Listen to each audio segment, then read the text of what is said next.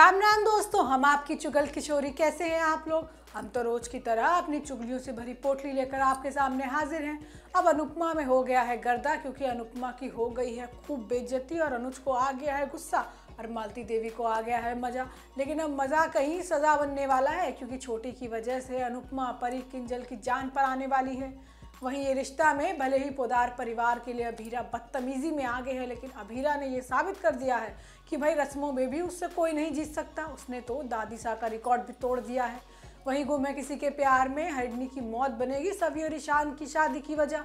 अब ये तो थी मोटा मोटी जानकारी, लेकिन पूरी जानकारी के लिए भाई रोज की तरह आपको हमारा शो देखना होगा। तो चलिए पहले अनुपमा के मोहल्ले में चलते हैं और जानते हैं कि वहाँ पर क्या होने वाला है।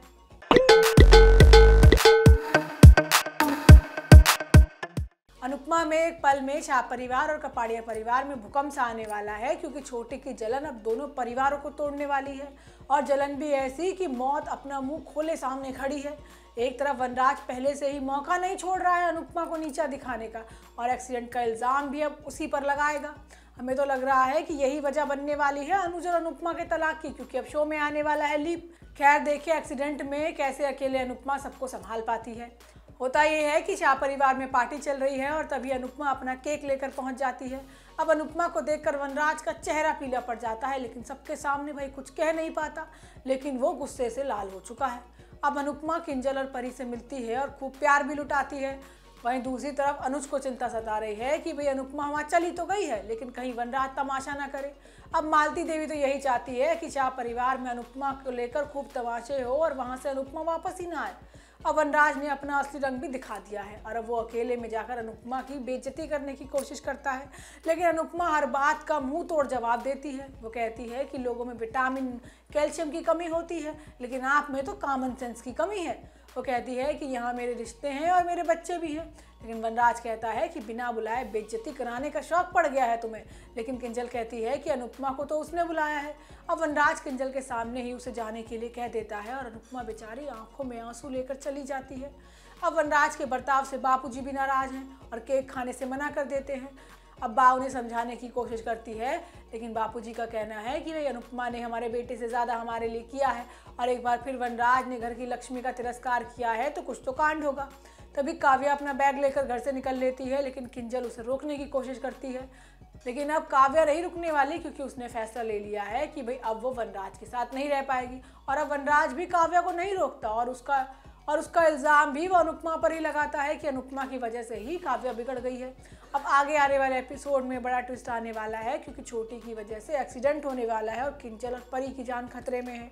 वहीं ये रिश्ता क्या कहलाता है में अभीरा ने तो आते ही पोदार परिवार का रिकॉर्ड तोड़ दिया है। अरे उसने तो दादी सा को भी पीछे छोड़ दिया है शादी की रस्मों में। कहाँ पोदार परिवार को लगा था कि ये लड़की सिर्फ बदतमीजी करने में आगे है, लेकिन अब जीतने के बाद तो दादी सा का गुस्सा 7वें आसमान पर है। और हो भी क्यों ना भाई, आखिर उसने उनकी चहेती बहू रूही को जो हरा दिया। खैर रूही की सुंदरता की तारीफ तो आज खूब हुई है।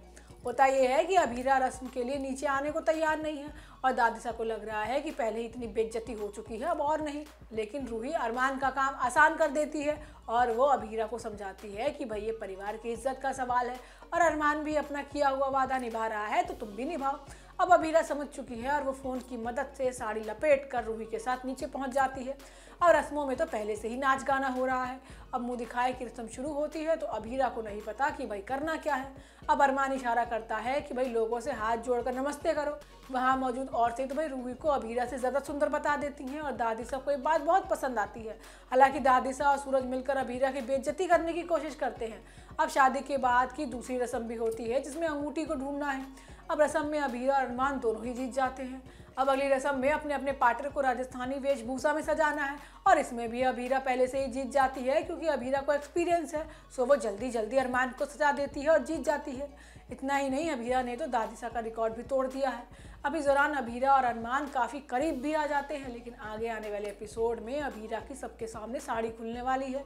वहीं गुम है किसी के प्यार में सौतन बनी सहेली का खेल चल रहा है, क्योंकि सभी को ईशान के लिए रीवा के पास मदद लेने पहुंच गई है और रीवा कहाँ उसको सही सलाह देने वाली है। वैसे भी रीवा ईशान के सामने बिल्ली की तरह उसका बार बार रास्ता काट रही है। बेचारा जाए तो जाए कहाँ। आज होता ये है कि ईशा दर्द में है, क्योंकि ईशान उससे नफरत करता है और अक्का साहेब को अपनी माँ मानता है। और सभी बहुत कोशिश करती है कि वो ईशा का दर्द कम कर सके, लेकिन ईशा तो समझ ही नहीं पा रही। अब सभी भी शांतनु से पूरी कहानी जानती है कि भाई क्यों ईशा मैम ने घर छोड़ा था। अब शांतनु जैसे तैसे करके सारी कहानी सुना देता है और सभी को महसूस होता है कि बेचारी ईशा मैम के साथ कितना गलत होता आ रहा है। अब वो नए मिशन पर निकल चुकी है ईशा और ईशान को एक करने के लिए, और मदद मिलेगी तो रीवा की। वो बिना किसी का नाम लिए ही रीवा से पूछती है कि भाई किसी के दर्द को कैसे कम किया जा सकता है और किसी को सदमे से कैसे बाहर निकाला जाए। अब रीवा भी कह देती है कि भाई उन पलों को दोबारा जीने से इंसान का दर्द कम हो जाता है और वो चीज़ों को मानने लगता है। अब सभी कॉलेज के नाटक में ईशान और ईशा की कहानी दिखाएगी और ये देखकर ईशान का दिमाग खराब हो जाएगा। अब इस खुलासे की वजह से ईशा भी सभी से नाराज़ होने वाली है। अब सुरेखा अपने ही बनाए जाल में फंसने वाली है, क्योंकि इस हंगामे के बीच सभी के घर में मातम छा जाएगा। एक हादसे में हरनी की जान चली जाएगी और हरनी की मौत सभी को तोड़ कर रख देगी। वहीं सव्वा की वजह से ईशान को सभी का हाथ थामना पड़ जाएगा। तो दोस्तों, ये तो थी आज की तीनों सीरियल की पूरी जानकारी। आपको हमारा शो कैसा लगा हमें लाइक कमेंट करके ज़रूर बताइएगा। अगर आपने हमारे चैनल को सब्सक्राइब नहीं किया है तो याद से वो भी कर लीजिएगा। हम आपसे कल इसी समय पर मिलने आएंगे। राम राम।